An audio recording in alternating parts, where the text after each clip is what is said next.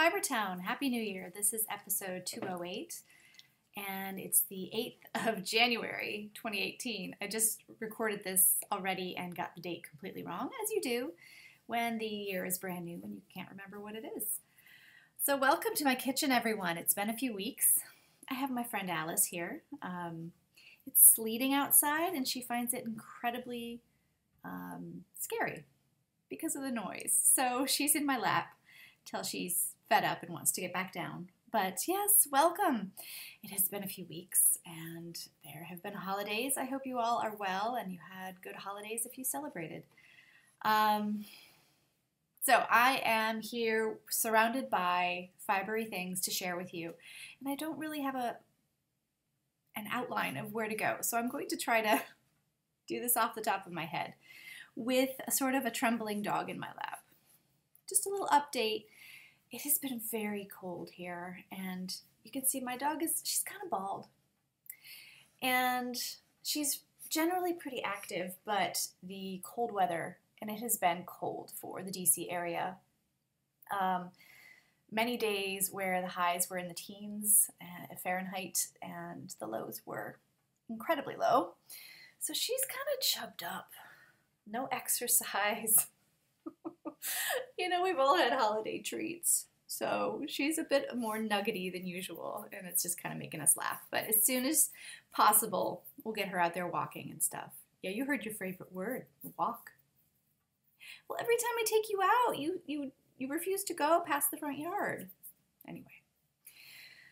So, I have one FO, only one. Can you believe that? I have a new Boosta Beanie. Yes, smells nice, doesn't it? Let me show the people. I'm gonna put you down. So this is the Boosta Beanie by Gudrun Johnston. This is my third one. It's pretty rare. I guess it's not that rare, but I typically don't knit patterns over and over again, but this is a great pattern. I used white tuku wool, which is a Finnish yarn, and it's a Finnish sheet reed, Finnish landrace, and Jameson of Shetland and Brooklyn Tweed Loft. And this is for my daughter who, the brown is from the Ross Farm. It's Demetria, I think, the Shetland. She's got an amazing black, it's a black Shetland. It truly is a black. I'm not sure what the Shetland term for black fleece is, but it's bona fide. It's gorgeous. So this is for my daughter who requested a Boosta Beanie like her brother's that she really admired, and it was sort of this palette, also mostly natural colors. So super warm, stranded color work. There's the inside. I did carry some of the colors up. Lovely, lovely stuff. So that's all I have for finished objects, but I have been knitting 2 sweaters fairly regularly, so not too bad. I also have, let me show you with the first of my works in progress is a brand new sock, and it's West Yorkshire Spinners, and I don't know, this is one of the birds. Is it owl? Is it pheasant? I can't remember. I really enjoy this yarn, and I'm going to show you some more of this yarn in a special segment. I don't know what I'm going to call, but it involves repairs. But that's not the fault of this yarn. This is a good yarn. It's got a nice percentage of blue face Leicester, and it's all British yarn, British wool. Okay, so other works in progress. My Avocado Raglan, my second one, is past the armholes. And this is, oh, I just lost a marker. I'll have to make sure that goes back on. That's the beginning of the round marker. This is blacker brushwork. That's a little brighter than the real color, but this is my design, Avocado Raglan, and I picked it up today for the first time in about 10 days, maybe 2 weeks. No, it's been 2 weeks today. I was working on this and started to feel incredibly ill on Christmas Day, and my whole family, well, 3 of us within hours of each other proceeded to get a norovirus-like illness. And it was shockingly bad. For about 24 hours, we were super sick. Never got my Christmas dinner. Didn't eat for about 3 days. So that's part of the reason I haven't been recording. But yeah, so I'm back back to this, and I'm figuring out the grading, and hopefully maybe it doesn't seem so overwhelming now that I'm no longer ill, but hopefully I will get back to the writing up of this pattern. And I can't thank a few of you enough have offered to tech edit this for me. So that's amazing. I love this community and I'm super glad to be part of it. So I'm on to the under the sleeves. I've actually done the first shaping decrease. And yeah, so this is the brushwork, very special anniversary blacker yarn this year with Castle Milk Morit in it, as well as, oh gosh, the special Shetland Merino. What do they call that? I can't remember. I'd have to look it up. But it's a lovely yarn. Lovely, lovely. And this is the colorway Smudge. I hear you down there. I don't know if you can hear her groaning. She hates this weather with a passion. So I will say that when I was sick, she was literally Velcroed. Well, she was not literally Velcroed. She was figuratively Velcroed to me for 24 hours, like skin to skin contact the entire time. She's a dear girl. Okay, so my other sweater that I'm working on, there are actually 3, but one of them hasn't gotten much attention. The other one is the Birkin by Caitlin Hunter. Here it is. Can you believe this pattern is just so beautiful. This is knit exclusively in tuku wool. I just love saying tuku wool. Tuku wool is the Finnish landrace that I mentioned. The white is the same I used in my Busta Beanie. So I'm done with the color work and I am this close to being heartbroken about this sweater. It's too tight. The color work is too tight despite having gauge.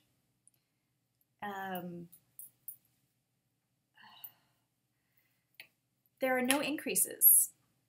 There's an increase here after this green, this first green right here. And then the next increase isn't until here. And the yoke is really the widest part of your shoulders. So I put it on and I'm kind of like, I can't even lift my arms. And every time I do, well, I can lift my arms, but when I do, everything kind of raises up.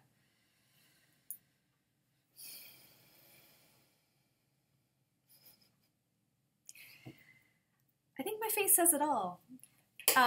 Although I will add to my facial expression that this is 3 colors. In almost half of the color work chart rows, you're using 3 colors.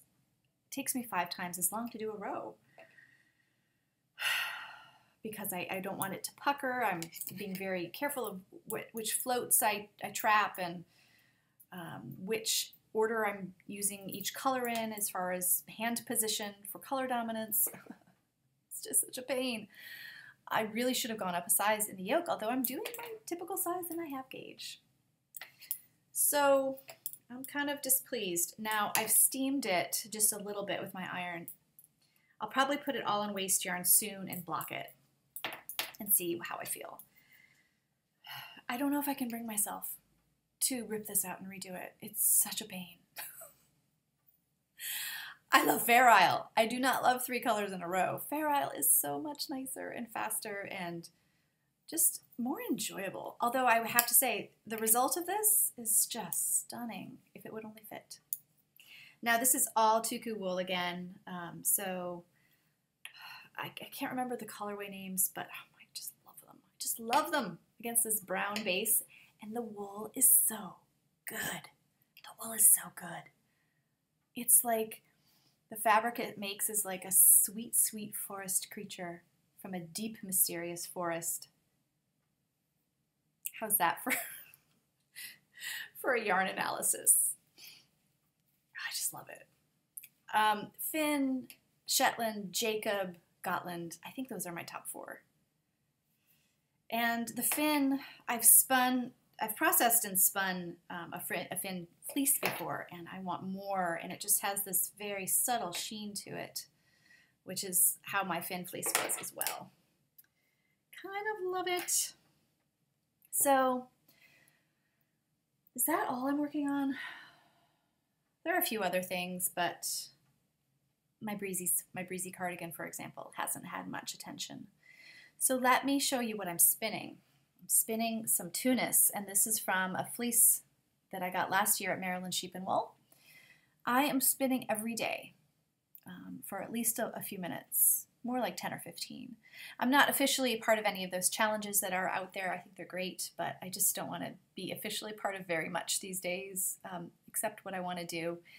But I will say that I do have a self-care list that I check off every day, and spin/prep is one of the things on there. So knitting isn't on there because I'm knitting anyway. I'm always knitting. So it just goes without saying that that's part of my self-care.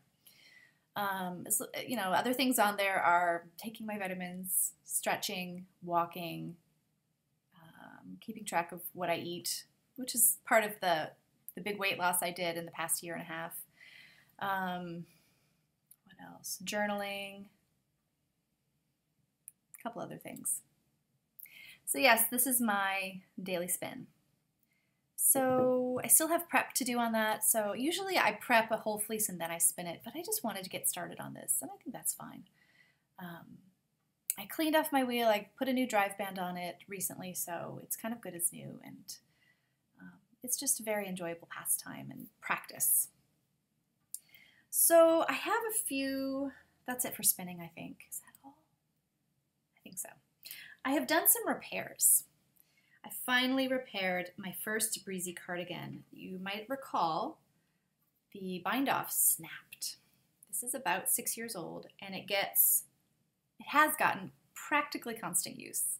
It's out of Volmisa lace, which is a really great superwash merino, incredibly sturdy German wool. Well, it may not be German wool, but it's dyed in Germany. It may be spun in Germany. Sorry, I always sniff it because the Volmisa has, when you wash it, this one doesn't anymore, but when I used to wash it, it would have that lingering scent of the wool wash she uses, which was really nice, kind of a spicy scent. So, yep, I repaired the bind-off. Hopefully, it's good as new. So, I have also I've started some repairs on socks. Now, here's another West Yorkshire Spinners Birds line. I think this is the Kingfisher. And on this, as well as this, which was a Regia Arnie and Carlos yarn, the main part, I was in my heel cuffs and toes stage, I guess, where I used this alpaca nylon blend. I think it was alpaca wool and nylon. And where I didn't really read the fine print on this wool was that the nylon content is limited, I believe, to the neps in this tweed. That is not a strong enough yarn to be heels. So, to my consternation, boom, boom, boom. I have repaired this one. And it really didn't take much effort, but I just don't enjoy sock repairs. But they were new enough that I felt obliged to darn them. If they had been threadbare in several places where they would be mostly darning and, then I probably would have just chucked them if they had been 3 years old at least, maybe. But here's the bottom of the foot. And I usually wear through at the ball of my foot, right, under my big toe. That's where I tend to wear through first. These are still in great shape as far as that spot goes.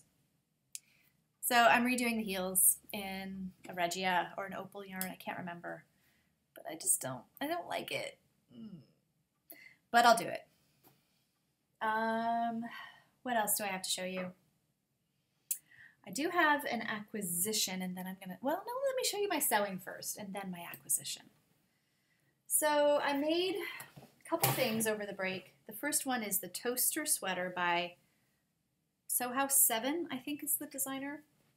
And I made this I made a medium. And this is the version A with this amazing funnel neck. Oh, I love this. And I cut the bottom band against the grain.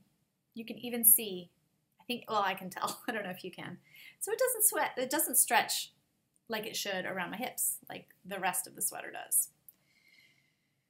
So it fits my 15-year-old daughter really well. It looks great on her. It's a bit baggy, but it's super cozy. And it's this so gorgeous sort of sweatshirting. I love it. I actually ordered more because I want one of these, but I will make sure to cut the fabric during daylight so I can really see what I'm doing and not make that mistake again, hopefully. Knock on wood. And I'm also going to make it longer, which I had forgotten. I made version B already, and it's too cropped. It's just too cropped. So I'm going to lengthen it as well as cut the fabric correctly. So it seemed to be my week for cutting fabric incorrectly, knit fabric, because I started an Alabama Shannon corset to go with my skirt that I finished, which I wore a bunch over the holiday. And there it is. I haven't actually put eyes on this since I chucked it in a basket. After realizing that, yes, I cut some of this against the grain as well, so I am sausaged into it. Don't know what I'm gonna do. I also inexplicably used a straight stitch on my machine to sew this instead of a stretch. Maybe if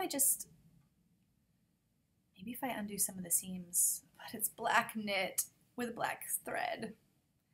I think it's worth it. Maybe I'll just try a few of the seams and see if it makes a difference, and then sew it with a stretch stitch with my new sewing machine, my Janome Sewist. Now I am sewing machine twins with Sarah Pomegranate. Cheers, Sarah. That was her recommendation. That's her machine, and it's a solid machine. So I put it to work on a skirt, and this is still quite messy, but I cut my my mustard corduroy, and I made a skirt of my own design, sort of, not completely. But this is the lander pant just turned into a skirt. It's not hemmed, it's not finished really, but the buttonholes aren't the best. I think I put them on the wrong side as far as that stupid male-female buttonhole rule. I definitely put my buttonholes on the male side. It is a little weird to button, I will say. It doesn't feel normal doing the buttons up on that side. I lined the pockets, and I actually think the pockets are, I don't know, they're too big for a skirt. So it's not altogether a success, I would say.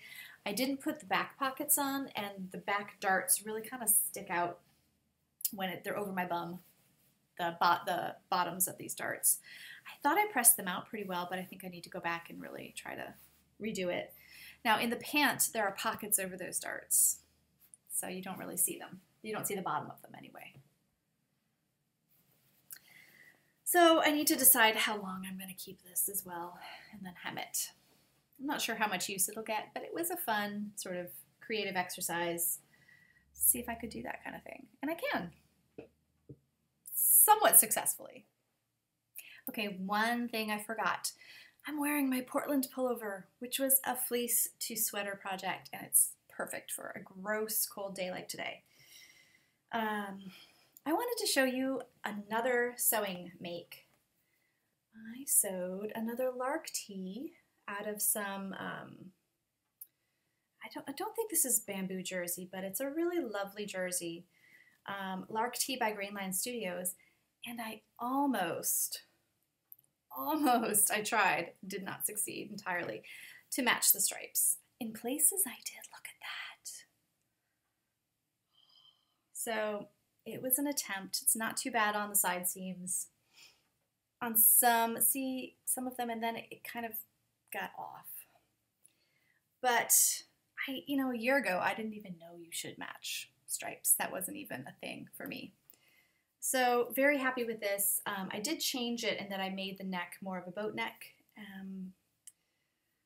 So yeah, I used my brand new machine to make this, and I'm still experimenting with the stretch stitches on it. And I think I know I did sort of stretch out the neckline on one side, just a tiny bit. So I have some more sort of heavier jersey that I'm going to turn into a dress using this pattern. I'm just going to extend it and make sort of a knit shift dress.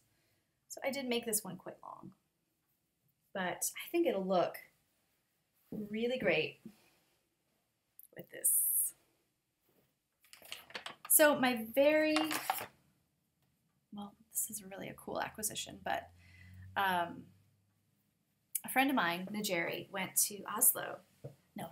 Oslo. No, Stockholm, sorry. And I kind of whined over Instagram, like, oh, not fair, I want some Swedish yarn. And she got me Swedish yarn from this place. And it's this. This is more of a blue-red. It looks kind of like an orange-red on screen. Let me read to you what it is, because it came without a label.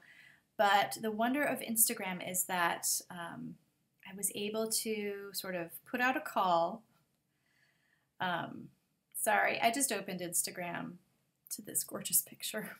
That's Spinning Laura's pugs. That's Iggy and Jasper. I just love them. Look how noble they are. Iggy's a freak, though, and he's this guy right here. He really is a freak. But look how Jasper, he's very majestic. Anyway, so I just had to have a little chuckle over their photo. Okay, so I put out a call for anyone who might know what this yarn is. And guess what? The yarn store is online, and some Bundgard F, who's a very cool lady, she tagged them, and they were able to tell me. She remembered helping my friend buy this wool, and she gave me the details of what it is. It's a visco yarn from Östergötland's Ull Spinnery. Probably the best wool there is. It is a 2-ply and has 300 meters per 100 grams. I think this might be a 50-gram skein. Yes, so very cool. I think it's a lamb's wool. What did she say it was? I asked her about the breed. Ooh, I don't think she answered that part. I thought she had. Oh, hang on, here it is. Swedish Finnulsfar. I think that's the breed name. Very cool, and it's spun outside. It's spun outside a small town called Ödeshög. I know I'm not saying this correctly. Apologies. It is spun on a spinning jenny. The last one still operating in Sweden. So incredibly soulful stash, special yarn, and I have really great friends who get me, even though they're not yarny people. I think that's it, guys. Oh my gosh, the dog is so pathetic. Alice, you want to come say hi? That wasn't too bad. Only 21 minutes for that whole time. Doesn't feel like a lot of content, but it's a couple sweaters in there. So, if you would like to test knit the Avocado Raglan, and you have a yarn that's 18 stitches to the inch, about a DK on US, oh gosh, which needles did I use? I used several needles. 18 stitches to the inch on a US 7, although, you know, your needle could vary, but about a DK weight. Not superwash. Let me know. I have 6 sizes coming to fruition. Yes. All right, so till next time, everybody take care.